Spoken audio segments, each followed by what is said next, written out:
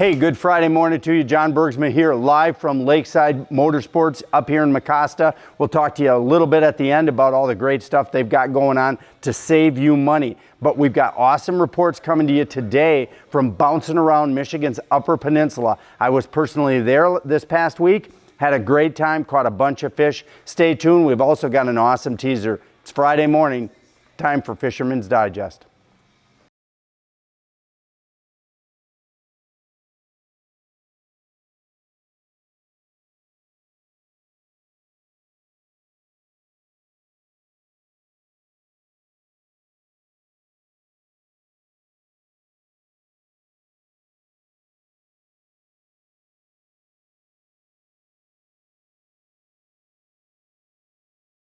Hey guys, so stop one here in our Upper Peninsula tour is going to be Drummond Island. Captain John Goebel and I spent a day, or I should actually say an evening and night on the water this past Monday. Unbelievable. If you want a good time, we were out for 3 hours, had a boat limit of 10 walleyes, up to, are you ready, 10 pounds. So we caught nothing little. Our smallest fish was 18 inches. We had a lot of 4 to 6 pound fish. We had a 9, we had a 10. Basically, you get it. It was stupid out there. Walleye fishing's on fire in the greater Drummond Island Lower St. Mary's River system.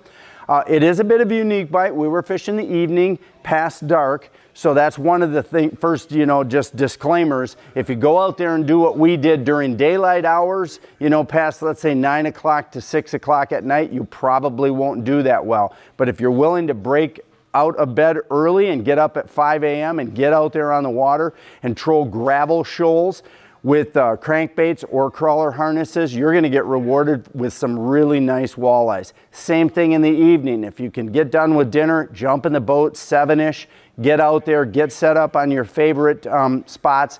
And what John's basically fishing is tapering rock points that drop off into deep water. So you've got a good fishable flat that's somewhere between 5 and 12 foot of water, and then that tumbles off into 25, 30, 35 in the main shipping channel.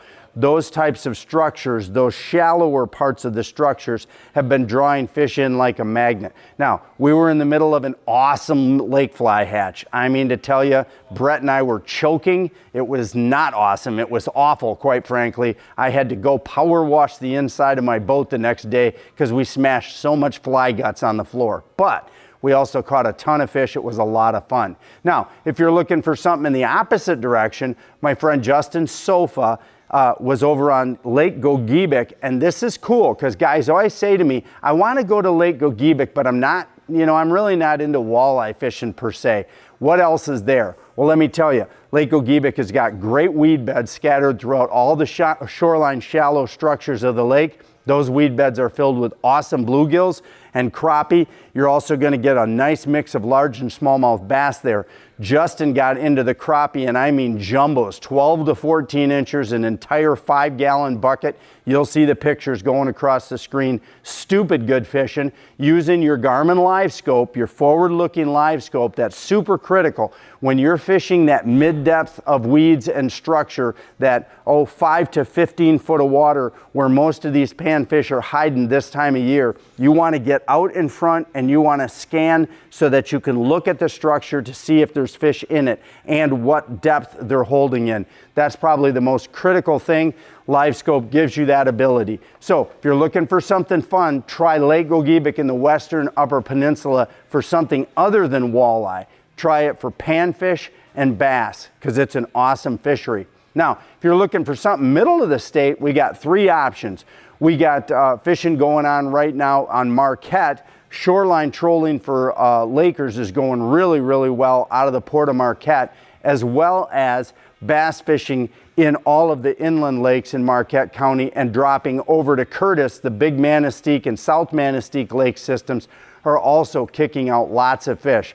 On South Lake, they're bass fishing, and on Big Lake, they're walleye fishing and or perch fishing. So lots of good fishing in the Upper Peninsula right now. So get out there. I'm headed up there on Saturday for 2 weeks to go filming, to chill out and pull my grandkids around on a tube. So I'll be reporting to you from there for the next 2 weeks.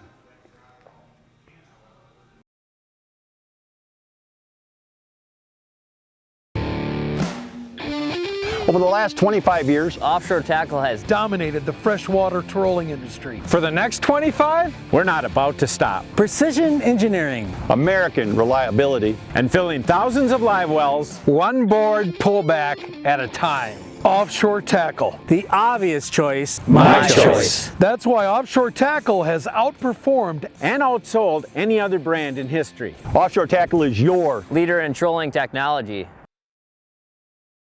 Hey guys, this week's show is going to be a fun one. We're back up to Burt Lake. We're walleye fishing, having a lot of fun on the Angler Quest pontoon, catching a bunch of walleyes.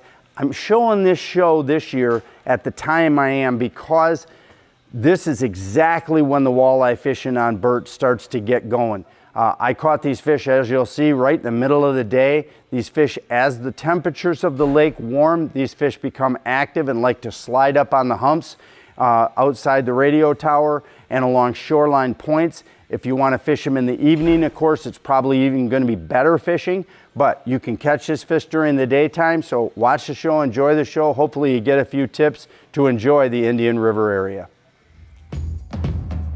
This week on Fisherman's Digest. This is our first time really fishing to target walleyes on Burt Lake. And that's an awesome Burt Lake walleye right there.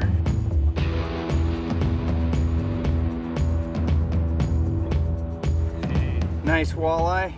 It's a wonderful Burt Lake walleye, Edward.